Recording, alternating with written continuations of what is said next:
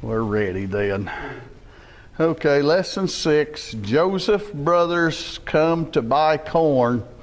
Joseph being down in Egypt and have already prepared for the situation and everything. Let's go to the Lord in prayer before we get started. Dear Heavenly Father, we want to thank you for the many blessings that you have given us, Lord. Lord, we thank you for keeping your protecting hand upon each and every one of us, Lord, through this past week, Lord. And Lord, as we come to you, Lord, as we study the lesson that is prepared here, Lord, we just pray that you'll have your way. May each and everything be done according to your will, Lord. May each and everything be anointed by your Holy Spirit, Lord, and that the things will be brought out that is beneficial to each and every one, Lord. Lead, guide, and protect us. And we ask these things in Jesus' name. Amen. Joseph's brothers come to buy corn. Our memory verse is Psalms 37:5. Commit thy way unto the Lord. Boy, that's good ammunition right there, isn't it? Commit thy way unto the Lord. Everything that you do, commit it to the Lord. Trust also in Him, and we can't really commit everything to Him unless we trust in the Lord. So commitment and trust in the Lord, and what will happen? And He shall bring it to pass. And so, everything that we do has to be in accordance to what God's will is and to what God leads us into each and every day. We have to commit to His way, trust in Him, and He will bring it to pass. Very, very much so. A lot of times, we might get started out in a day and you think that, this is going to happen and that's going to happen and it's going to be a more or less oh-hum day, kind of, But, not every day is like that. We at the end of the day, we can say, boy, this day wound up a whole lot different than what I intended for it to, or what I expected for it to be, and a lot of times it's God leading us into the things that we have to do, and if we will be submissive and commit our way to the Lord and trust in Him, whatever that day brings, God will be with us. Sure. And so that's kind of what that verse is talking about there. I'm going to read the junior emphasis. The famine came just as God had warned. Food could only be found in Egypt, where Joseph had been storing it. It wasn't some great thing that Joseph dreamed up, but it was a dream that the king, or that Pharaoh, had dreamed, and God had sent that dream to him, and Joseph was the only one that could interpret that dream, because he must have been about the only one that was in tune with God. It was God that interpreted the dream. That's what Joseph said. And so therefore that's how Joseph got the position that he was in, getting prepared for 7 years, getting prepared for the 7 lean years that was going to come later, so that he could save his family, is what it all boiled down to, save his family. It took years and years. I think we found out that at that time when Joseph got out of prison, I think he was 30 years old. Well, he was sold at 17, so that was 13 years already down there in Egypt. 7 good years came along. Well, that's 20 years then, and we don't know whether it was that next year or 2 years later or when it was, but Joseph was 30 or 30 plus when the boys came down looking for food then. And 20 years had passed. 20 years, a good 20 years had passed. A lot of things can happen in 20 years. Our appearance might change some. Some of us, our appearance might change it quite a bit. Some of us we look about the same, well, not me, but some people look about the same after 20 years. You know, my mind goes to Sister Pearl Wilson. I can remember her being in her 40s, and now she's 90, and she don't look much different now than she did back then, you know. But, you know, some people are you know, some people don't change much, but some people change more. Evidently, Joseph changed a lot. He must have changed a lot. Because of the culture of Egypt. Mm-hmm. They shaved their heads and their faces as the royalty did. Mm-hmm. And they used all kinds of makeup and stuff like this. And of course, his brothers, being Hebrews, you know, they had full beards and woolly looking fellows when they came to town. Mm-hmm. No way would they have recognized Joseph. Right. But they came looking for food. They didn't come looking for a brother. No. They come looking for food, what they were doing. Joseph had been storing it. Joseph's brothers are at his mercy. However, they do not know that the man in charge is their brother Joseph, the one they had sold, and they probably thought they would never see him again. Even though they knew that they sold him to people going to Egypt, you know, well, you know, whatever happened to him, well, I don't know. He's probably not living anymore, you know, and of course that's what they told their father when they went back, that evidently a wild beast got a hold of him or something, you know, but they knew good and well that wasn't true. But the father assumed that, I'm sure. But anyway, God had a way of providing for the rest of the family, and they used the family's actions to this one little feller to save them from what was about to take place. And so Joseph, here he was down here. Let's go into reading our lesson here, Genesis 42:1. Now when Jacob, that's the father of all these boys, saw that there was corn in Egypt, Jacob said unto his sons, Why do ye look one upon another? And he said, Behold, I have heard that there is corn in Egypt. Get you down thither, and buy for us from thence, that we may live and not die. And Joseph's 10 brothers went down to buy corn in Egypt. But Benjamin, and I've got on there, he was the only full brother of Joseph. The rest of them was all half brothers, but Benjamin was a full brother to Joseph. It says, But Benjamin, Joseph's brother, Jacob sent not with his brethren, for he said, Lest peradventure mischief befall him. You know, why do you think he singled out Benjamin? Because he was the youngest, probably? No, I don't think so. I think it's because it was from the wife that he loved the most, Rachel. Rachel was his beloved wife. And you know, that could cause a problem in the family. That could really cause a problem. Leah was the older one, you know, and Rachel the younger one, but Rachel was the preferred one. And you know, but he still loved the children of Rachel, I believe. I believe that's the reason. Now, that's my own thoughts, is. And so, you know, yes, Benjamin was probably, I think he was the youngest one, too. But, you know, here, I'm going to hang on to this one. I'm going to hang on to him. How old was Benjamin? Probably in his 20s, I'm guessing. Middle 20s, at least, I think. I would guess that anyway.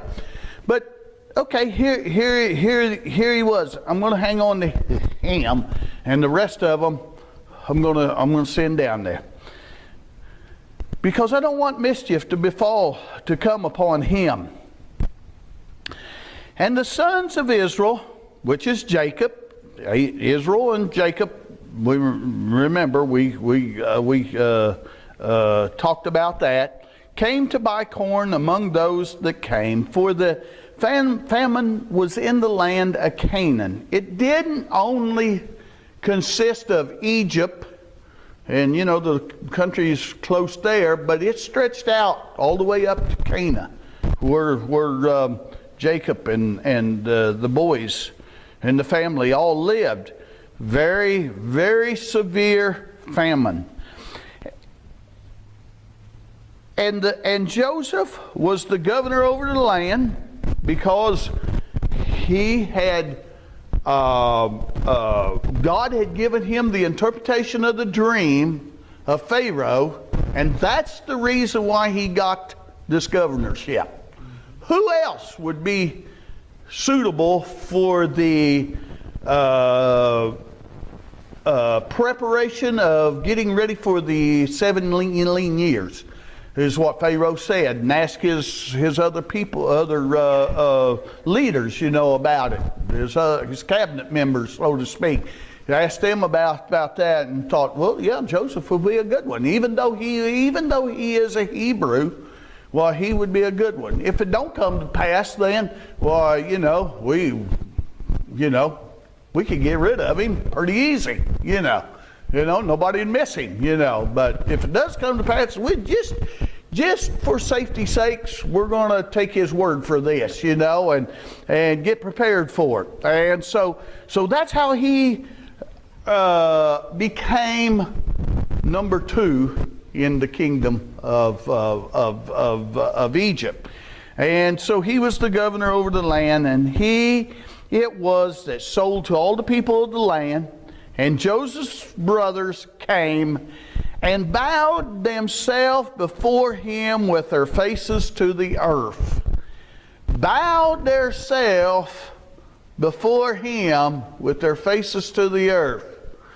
Don't you think that rang a bell to Joseph several years ago about a dream that he had? That put him in the predicament where he's at now, Here they are, But he didn't get the big head about that. He says, finally, Lord, I see what's happening. It's taken this many years, but finally I understand what's happening here. Here they come. He recognized them, and Joseph saw his brethren, and he knew them. Verse 7 there. He knew them. He recognized them. Oh, there's Reuben. There's Judah. There's Simeon. There's Levi. I recognize them. But they did not, but made himself strange unto them. In other words, he was obscured from them. He was not recognizable to them. Not expecting to run into their brother anyway. We're going down to Egypt, but we'll just buy from whoever's in charge down there, go our merry way, But that's not quite what happened. Let me start verse 7 over. And Joseph saw his brethren, and he knew them, but made himself strange unto them, and spake roughly unto them. And he said unto them, Hence come ye. In other words, where'd you come from? And they said, From the land of Canaan to buy food. And Joseph knew his brother, but they knew not him. Verse 9, And Joseph remembered the dreams which he dreamed of them, and said unto them, You guys are spies. Ye are spies. To see the nakedness of the land ye have come. Yes, we're in a terrible way right now. We're in a famine now. And you all come down here just to check us out, to say, he's putting them to a test. He knows. And they said unto him, Nay, my Lord. He called him Lord. They called him Lord. Nay, Lord, my Lord. But to buy food are thy servants come. We are all one man's sons. Well, they're not telling him anything that he don't already know. We are true men. Thy servants are no spies. We are not spies, in other words. And he said unto them, Nay, but to see the nakedness of the land ye are come. And they said, Thy servants are 12 brethren, the sons of one man in the land of Canaan. 12, but there's only 10 of you here. There's only 10. You say 12? And behold, the youngest is this day with our father, and one is not. Okay, that makes up the 12. There's 10 of them here. The youngest one's with his father. Okay, that explains where Benjamin's at then. That's probably what Joseph thinks. Well, okay, that explains where Benjamin's at. And one is not. They're talking about me, is what he's thinking, you know. He's not. What's that? Yeah, right. Yeah. Yeah. That's what they think. That's what they think. Little do they know. Little do they know. Joseph knows his brethren. And you know, Joseph, when the brethren came to Joseph, the governor with power next to Pharaoh, that was Joseph. That's, you know, when the brothers came to Joseph, the governor with power next to Pharaoh, they bowed down themselves before him with their faces to the earth. Joseph knew his brother, but they knew him not. Joseph's mind leaped back to the years ago when he dreamed of his brothers' sheaves bowing down to his sheaf. You know, that was probably the first thing that popped in his mind. I don't think he forgot about that dream. I don't think he forgot. I think he remembered that real plain, real plain. That dream was finally coming true now because God had sent it. Yeah, and the fact that the dream was about sheaves bowing down. Okay, now here they are, and what are they looking for? Food. Grain. Grain. So the symbolism of the sheaves coming to this sheaf, they're coming for the grain. I mean, all that just clicked in Joseph's mind. Exactly. That's what God showed me so long ago. God already knew that however many years, when I was 16, 17 years old. Well, probably even before that, but you know, when he was very young. God already knew that. Here it is, you know, 20-something years later. God already knew that. How did God know that? God's all-knowing. And Joseph probably thought, my, the years that I went through, you know, and it's all clicking off, just like God had said. Joseph thought of a way to test his brothers. He would find out if they had become any better since they sold him. He accused them of being spies. You know, I think that was all set up. I think that was a big question in Joseph's mind. Has these boys changed any? Have these brothers' mind changed any? Or are they just like what they were 20-something years ago? You know, have they changed or how are they? He accused them of being spies. He said they would only come to see how poor Egypt was. No, they said, we are true men. We are true men. Okay? If that be, okay, Joseph's thinking this. Okay, if that's right, then you're going to be a lot different than what you were 20-something years ago. That's probably what he thought. We come to buy food. We are not spies. That's what the boys said. They told him who they were. The boys told Joseph who they were. They were 12 brethren. One is not, or is dead. That meant Joseph. Moreover, the youngest, Benjamin, was at home with his father. That's what they were explaining. And, you know, it made a lot of sense to Joseph, you know. He knew which one was the oldest. He knew which one was second. And so on down the road, you know, he knew. And he knew Benjamin was the youngest.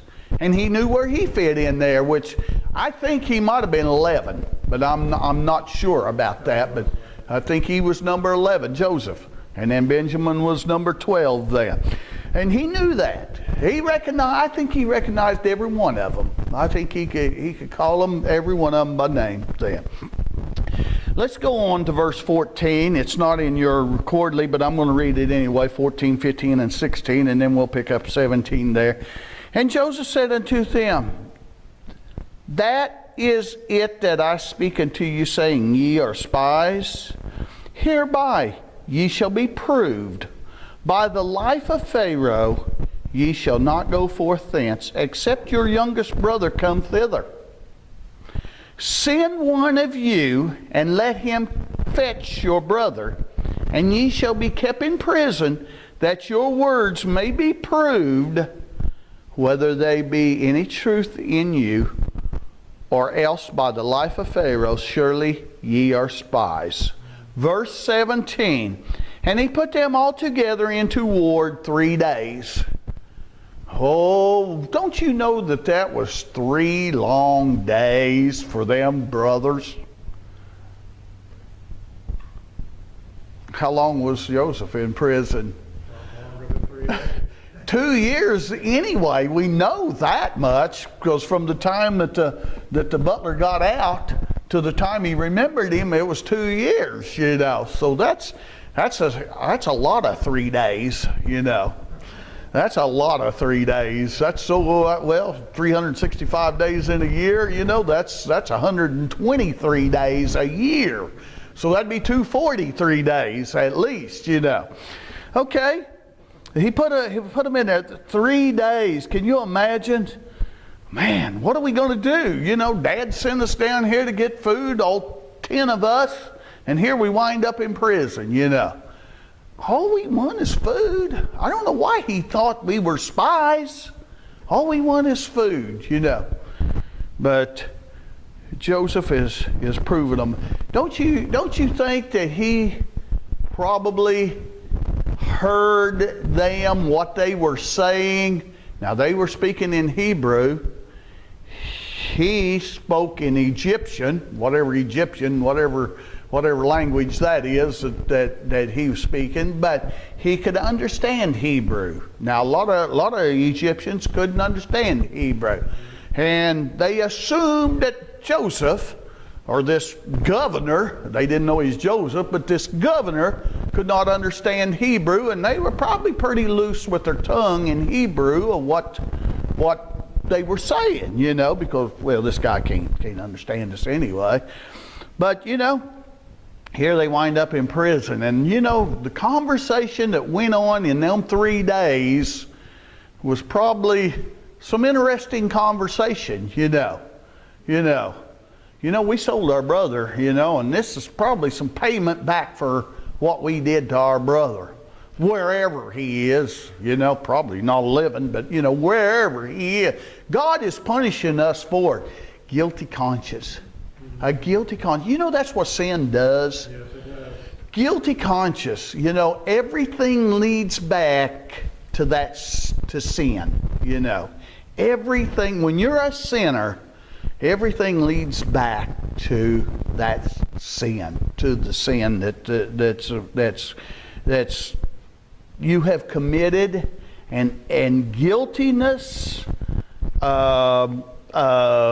remorse, but yet usually not enough remorse to repent of it, you know. But oh well, if I can get through this little hump right here, then it'll get easy sailing again. Even though you're in sin, you know, you think that away. Well, if I can get over this little hump, then, you know, things will get going pretty good again, then, you know. But, you know, that guilt is still there, and it will be there forever as long as it's not taken care of. So, here they are in prison. Verse 17, and he put them all together into ward 3 days. And 18, and Joseph said unto them the 3rd day, this do and live, for I fear God. An Egyptian fearing God, you know. That's kind of unusual. The guys probably thought that well, that's kind of unusual. Well, maybe God got a hold of this guy, whoever he is. Maybe God got a hold of him and kind of made him see it a little different here. If ye be true men, this verse 19, let one of your brethren be bound in the house of your prison. Go ye, carry corn for the famine of your houses, and bring your youngest brother unto me. So shall your words be verified, and ye shall not die. And they did so. Well, we're sacrificing one more brother so that us 9 can go home. Okay, but we better do what this guy says, you know. And don't you know that when they left, they said, well, I don't know how Dad's going to take this. We've got to bring Benjamin back. He wouldn't let him come this time. I don't know if Dad's going to be able to, I don't know if Dad's going to let us do that, you know. That's probably went through their head there. Joseph demands they bring Benjamin. Joseph told his brothers he would prove whether their words were true or not. He would keep the rest in prison until one went and brought Benjamin. If he did not bring him, he would know they were spies. Then he put them in prison. After 3 days, he said he would keep only one of them. Okay, flip that around. He was going to send one back and keep the 9. But then he decided, well, I'll keep one and send the 9. So that's what they did. If he did not bring him, he would know they were spies. Then he put them in prison. After 3 days, he said he would keep only one of them. The others would take corn to their families so they would not starve. What did Joseph say? For I fear God. For I fear God. Well, boy, going, okay, that's what's going to happen. Hello. Have you ever thought, well, I'm not going to believe this until we get on our way back to Canaan? You know, that has crossed my mind many a time. Something's going to happen, and you think, well, I'm not going to believe it until it actually comes true. Well, that may be, O ye of little faith, but I'm sure that entered their minds, though. Well, I'll be glad when we get this commodity, whatever it is, corn, wheat, or whatever it is. I'll be glad when we get this and get headed back. Yeah, we have to leave one brother, but 9 of us are going to get to go back anyway. Let's look at verse 21 then. And it says, and they said one to another, we are very guilty concerning our brother. There's the guilt right there. What brother do you think they're talking about here? None other but Joseph. That is not, yeah. Benjamin's back with his dad. He's safe. Us 10, we're kind of fending for ourselves. We kind of got what's coming to us anyhow, Guiltiness. What is guiltiness, It's a terrible feeling to feel guilty. Guilty is a terrible feeling. And that is exactly, that was poured all over them. Guilty was poured all over them, and they couldn't get out of this guilty stuff. We are very guilty concerning our brother in that we saw the anguish of his soul when he besought us, and we would not hear. Therefore is this distress come upon us. At that time, they were tending sheep, minding their own business. There wasn't no famine in the land. Grass was growing good, cattle was eating good, the sheep and everything was, they had it all going for them. And then this little snotty-nosed brother of ours comes up with a dream like that, We need to get rid of him, That's just what they said, And they put him in a pit first, and then they seen the the merchants coming by. Hey, let's sell him. Let's make a little bit of money, and get rid of him. And then that way, no blood will be shed. We won't have no guilty feeling. There won't be no bloodshed. We'll just get rid of him and go on about our own business, And when they pulled him out of the pit, and he realized, little Joseph realized what they were doing. No, don't sell me to him. I want to go back to my father's house. I want to send me back to Dad's house. Oh no, we ain't going to do that, because we'll have to put up with you from now on. No. They sent. They sold him anyway, even though he was begging for his life there. And Reuben, verse 22. And Reuben, where'd he fall at? He was the firstborn. Reuben was the firstborn.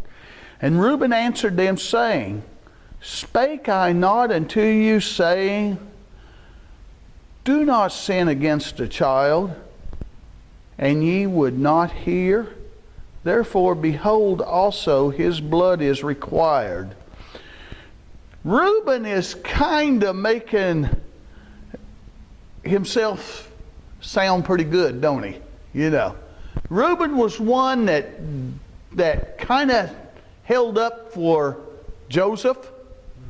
He kind of held up, and he's bringing that to their attention. Don't you remember? I was the one that kind of said, no, let's don't. We wouldn't be in this guilty position if you'd have listened to me. He's kind of patting himself on the back, Here is what Reuben's doing here. And, but he's reminding them, he says, okay, we did this. But Reuben, I'm assuming that Reuben felt the very same way, that yes, I'm part of it. Even though I did speak up, I might have not pushed quite hard enough, for his case. But Reuben says, okay, this is definitely the problem here. Is us selling Joseph to Egypt is definitely the problem. That's what's going on here. Behold, also his blood is required. What do you think that means right there? Payback time. Yeah. God required his blood upon them because they misused him, supposing that he was dead and that his blood no longer flowed in his veins, that they were the reason. God is requiring his blood upon us. God, Cain, God asked Cain, where's your brother Abel? His blood was upon Cain's hands. Cain didn't even know it. Cain said, well, I'm not my brother's keeper. Well, they could have said the same thing. These brothers could, well, Joseph's not, we're not our Joseph's keeper, But, it's all coming back to them now. And do you think they remembered the dream that Joseph had about the sheaves? I'm sure they did, but they probably still didn't see it yet. Because they're just down there buying food, and that's all they're doing. And so this is what Reuben said. Verse 23, and they knew not Joseph, and they knew not that Joseph understood them, for he spake unto them by an interpreter. He used an interpreter when he seen these 10 Hebrew boys come. Why, oh, that's my brothers. Okay, I'm going to act like I can't understand them. And so I'm going to use the interpreter. And that's what he did. Verse 24. And then after after this. And he turned himself about from them and wept, and returned to them again, and communed with them, and took from them Simeon, am I saying that right? Simeon, and bound him before their eyes. Okay, now who is Simeon? He's number 2, and I think in the birth order, I believe is what he is. Simeon, he picked out that one. Wonder why he picked him out. Well, I don't think, he probably would have picked Reuben, but Reuben did stand up for him. And I think that kind of, in Joseph's mind, gave Reuben a way out. Because, you know, they always like to take the firstborn, you know. And I think that's kind of the reason why. Okay, Reuben did stand up for me, so I'm going to take Simeon. This was the first time that he became aware of that. Because back there in Canaan, he didn't know that Reuben had allowed him to be in the pit and he was going to come back. Uh-huh. He didn't know that. Uh-huh. And now in this conversation that the brothers are having, Uh-huh. Reuben is castigating his brothers for not paying attention to him. And Joseph learns the truth, okay? Well, Reuben, even though he let me go in the pit, was really on my side. Uh-huh. Uh-huh. And if I keep Reuben, well, he's kind of contrary with the other 9 anyway, that they're not going to cry so much if he's put in prison. I'm going to take one that is really going to make a difference to them, you know. That's part of them, so to speak. So that's the reason why he takes Simeon then. And I've already mentioned how the guilt of the brothers. Joseph did not tell his brothers he could talk Hebrew. They thought he could not understand them. They said to one another, "We are guilty about Joseph. We saw how badly he felt. He begged us. We would not listen. That is why this trouble has come. I told you not to sin against him," says Reuben. I told you not to sin against him. Now they're talking in Hebrew, thinking that Joseph can't hear that, you know. So Joseph heard. He went away and cried. You know, don't you think that melted his heart, you know, to think that, boy, these guys. And you know, Joseph is kind of putting 2 and 2 together, and he's thinking, you know, God has sent me here to preserve the ones that was trying to get rid of me, you know. God has sent me here to preserve them. And Joseph heard it, and he went away and cried. Then he came back and tied Simeon while they watched and put him in prison. The sin of the brothers was still giving them trouble. Wasn't giving Joseph trouble.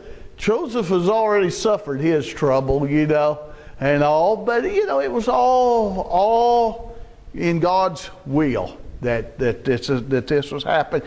Joseph didn't understand it at the time going through. We don't understand some of the things that we go through either. Most of the things we don't understand. But you know, Joseph is a good one to live by.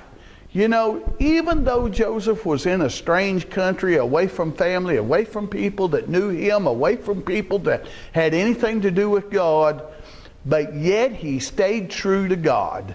You know, that Pharaoh's or Potiphar's wife, you know, seduced him several times, or wanted him to do things that had not ought to be done, you know.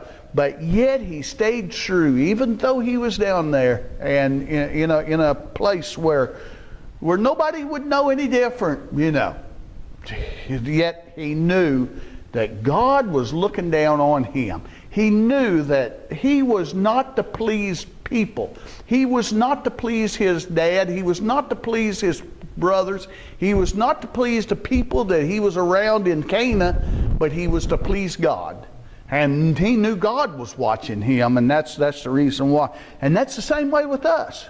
We are not to be church members and please other church members, other church people, and then on Monday go out and do whatever we want to. You know, this is the same way. Oh, they'll never know. They'll never know what I do on Monday as long as I come back on Wednesday night and profess holiness, you know. That's not the way it is. God sees you at all time, and that's who it matters. That's who it matters, whether we live a Christian life or not. Okay, the next reading. Then Joseph commanded to fill their sacks with corn. The 9 that was going to go back, he commanded that they fill their sacks with corn, and to restore every man's money into his sack, and to give them provisions for the way. And thus did he unto them. And they laden their asses with the corn, and departed thence. And as one of them opened his sack to give his ass provender, I've got it spelled out there, in the end. In other words, this was food for the animal that was laden down. That was what it was for. And then this next word, he despised his money, for behold, it was in the sack's mouth. You know, you can take a gunny sack. I think most of you know what a gunny sack is, or a feed sack, or some kind of sack. You know, you can put the grain in there. And then at the mouth of the sack, that's the first thing you open. That's the first thing you're going to see. You know, if Joseph would have put that money clear down in the bottom, they would have never seen it until they emptied the sack out, you know. But no, he put it right there on top, you know, so that they would see it. For behold, it was in the sack's mouth. And whichever brother it was, and he said unto his brethren, my money is restored, and lo, it is even in my sack. And their heart failed them, and they were afraid, saying one to another, what is this that God hath done unto us? You know, more reaping of what we done to Joseph. But they continued on their way, and they came unto Jacob their father unto the land of Canaan, and told him all that befell upon them, saying, the man who is the Lord of the land spake roughly to us, and took us for spies of the country. Little did they know that was their brother Joseph. That man, he was rough with us. He said unto him, and we said unto him, we are true men, we are no spies. We be 12 brethren, sons of our father. One is not, which was him, and the youngest is this day with our father in the land of Canaan. And then, of course, Joseph could see the other 10 there, so that accounted for all of them. And the man, the Lord of the country, said unto us, are you understanding that they have no idea who this man, this Lord of the country is? Whereby shall I know that ye are true men? Leave one of your brother here with me, and take food for the famine of your households, and be gone. And bring your youngest brother unto me. Now, they broke the news to Jacob. We've got to take our youngest brother next time. Then shall I know that ye are no spies, but that ye are true men.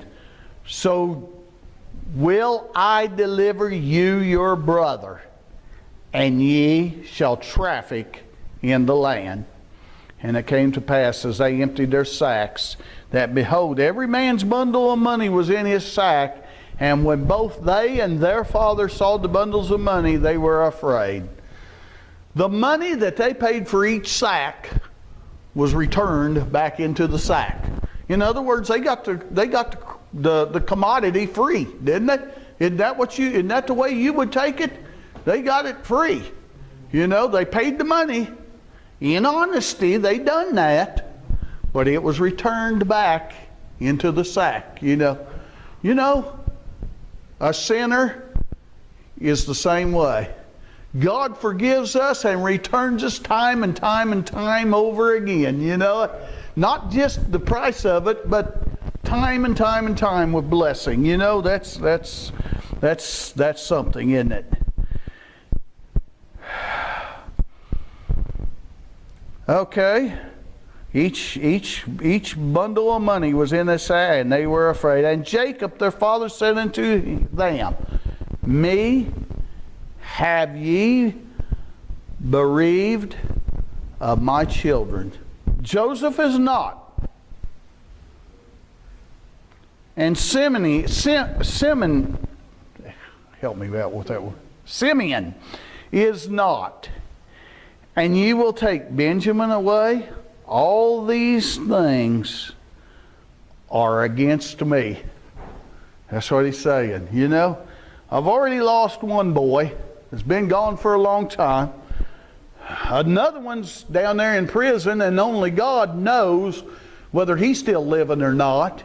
And now you're wanting to take my youngest one, Benjamin, and he'll probably lose his life down there, and more or less is what he's saying. But Reuben speaks up. Remember, Reuben's the firstborn. You know, Reuben did have a little bit of a soft heart, didn't he? We might think, you know. And it says, And Reuben spake unto his father, saying, Slay my 2 sons. Oh, is that a soft heart? Slay my 2 sons, if I bring him not to thee. Deliver him into my hand, and I will bring him to thee again. Whatever it takes, I'm going to bring Benjamin back to you. If it takes me dying, I'm going to bring Benjamin back to you. And he makes kind of a bad promise here to slay his 2 sons. That's but he's wanting his dad to know that he is really sincere in what he's saying here. And he said, My son shall not go down with you, for his brother is dead, and he is left alone. If mischief befall him by the way in the which ye go, then shall ye bring down my gray hairs with sorrow to the grave.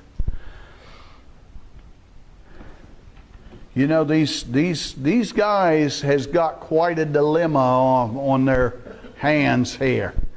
You know, Reuben's trying to stand up and help out the best he can. The other 9, well, all 10 of them actually, has blood on their hands, so to speak. Guilty is written all over them. Guilty, they can't get out of that. It's just like it's mud poured on you, that cannot be washed off. Guilty is all over them. Their hearts failed them, and they were afraid. Their recent difficulties joined with their guilty conscience to cause apprehension. It was something to their minds that was coming on them, that they knew that God had to be behind this some way or another. And we are paying for the sins that we have committed. We are paying. And so, we're leaving these guys in a terrible shape, but let's see what next Sunday brings for them. But when we are in sin and guilty, we're in this position, very much so. A lot of times we don't even know that we're in this position. But let something happen, and that's what happened. The famine come. Before the famine, this business is normal. But the famine comes, a trial comes, and who do they got to turn to? They have no one to turn to but themselves. And that's what happens when we're in sin. And guilty is all over us. Who do we turn to? We can't turn to no one but to God. We try to turn to ourselves. We try to turn to other people. We try to turn to pastors. We try to turn to our Sunday school teacher. Nothing will help. Oh yes, the pastor, the Sunday school teacher, Christians can lead you to help, But that's what you got to have right there, is the help from God. And you know, that's the same way these guys are here. They're in quite of a predicament now. And so we'll see what happens next Sunday then. So I'll leave that with you.